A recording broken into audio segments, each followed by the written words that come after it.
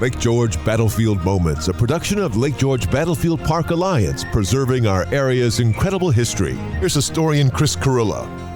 Hi, this is Chris Carola for the Lake George Battlefield Park Alliance. Today with us is Mary Jane Sotanski. She is Regent for the Jane McCrea Chapter of the National Society of the Daughters of the American Revolution in Glens Falls. Welcome, Mary Jane. Thank you for inviting me to join you. Tell us a little bit about your organization and what it does. The DAR is a nonprofit, non-political service organization headquartered in Washington, D.C. There are over 3,000 chapters worldwide and over 1 million members. And the purpose of the DAR is to promote historic preservation, education, and patriotism. The Jane McCrea Chapter has sponsored many Service to America projects.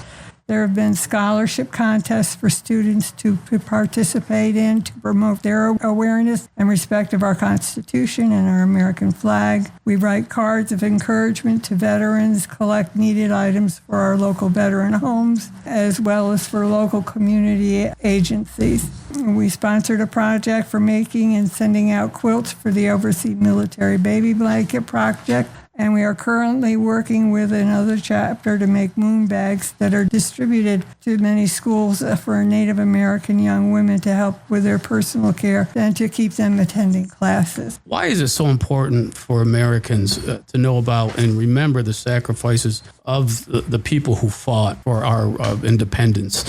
Why is it important to educate the public on the sacrifices they made, both men and women? Our chapter believes that if we do not honor our patriots, maintain the visibility of all of their work and their sacrifices, we will lose the perpetuation of our history, of our constitutional government, and the many freedoms that our nation holds so dear. On May 22nd, here in Lake George, we had the dedication of the Repose of the Fallen Memorial. Were you or members of the Jane McCrea Chapter able to attend that ceremony? And if so, what was your impression of that day? I did attend that event, and I was very impressed with the presentations of the speakers and this this solemn occasion. And I brought with us our Jane McCrea wreath, which we displayed at the correct time during the program. Let's talk a little bit about Jane McCrea, a person your chapter is named for. She's well known through this area.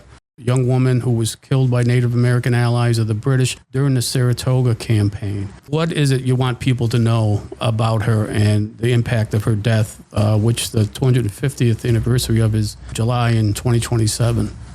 Jane McCrea originally her family came here from Scotland. She was a young woman, American woman, who was killed by a Native American warrior who was serving under General Burgoyne. It should be noted that the British tried to encourage the participation of Native Americans by bringing them barrels of rum, beads, feathers, and they literally made tomahawks and the scalping knives that were used during the battles in this area.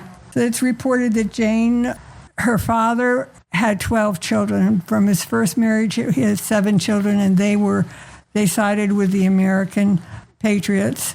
And with his second wife, he had 5 more children, and those children sided with the British. She lived at a time where even her own family was split between the two sides of the American Revolution. The Loyalists and the Patriots. Yes. She became enamored by a gentleman named David Jones, and he was with General Burgoyne's group. And she had come from, her brother was a lawyer in Albany. She moved up to Saratoga, and she was staying at Fort Edward with Mrs. Sarah McNeil. And she was trying to get to where her fiancé, David Jones, was stationed so that they could get married. And then she was going to be one of the camp followers of Burgoyne's army. That was the plan. So as David Jones had arranged for Native Americans to pick her up with Mrs. McNeil. But General Burgoyne had a hard time getting everybody to follow the same codes of combat.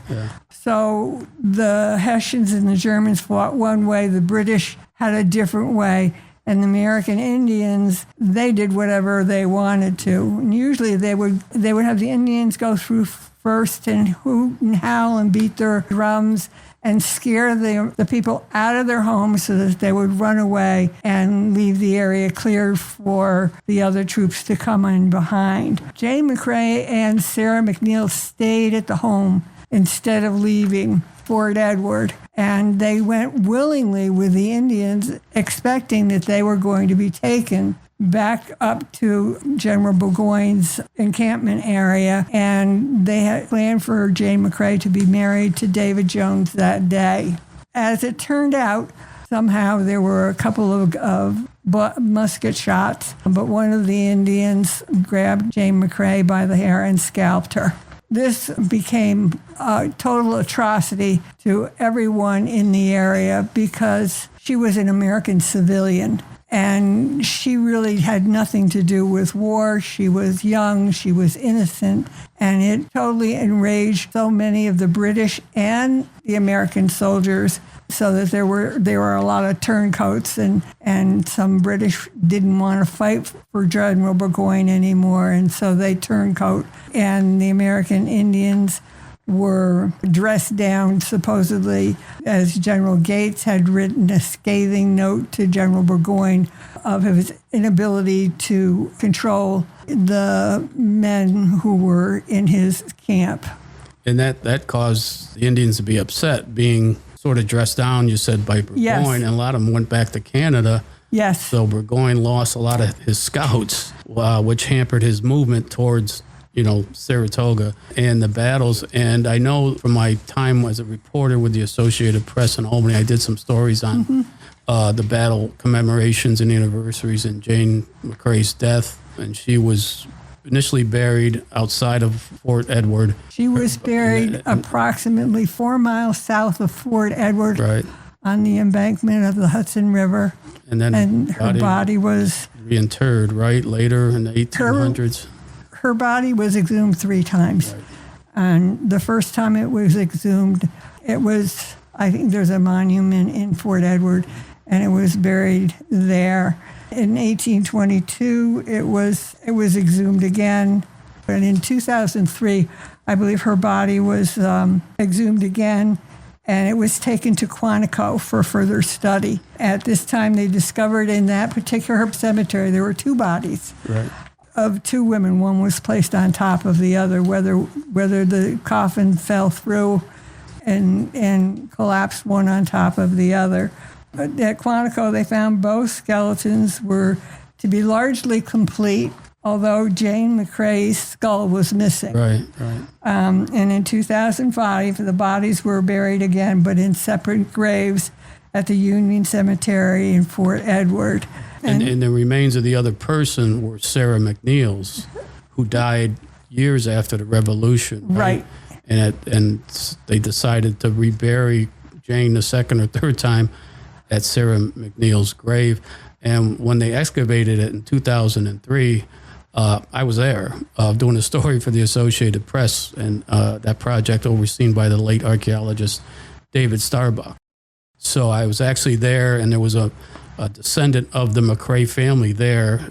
David Starbuck had gotten permission from the McCrea family, from a 90-something-year-old descendant who sent her son over to oversee what was going on. So it was quite a story that came out of that, exposing the bones of turned out to be Sarah McNeil and Jane McCrea.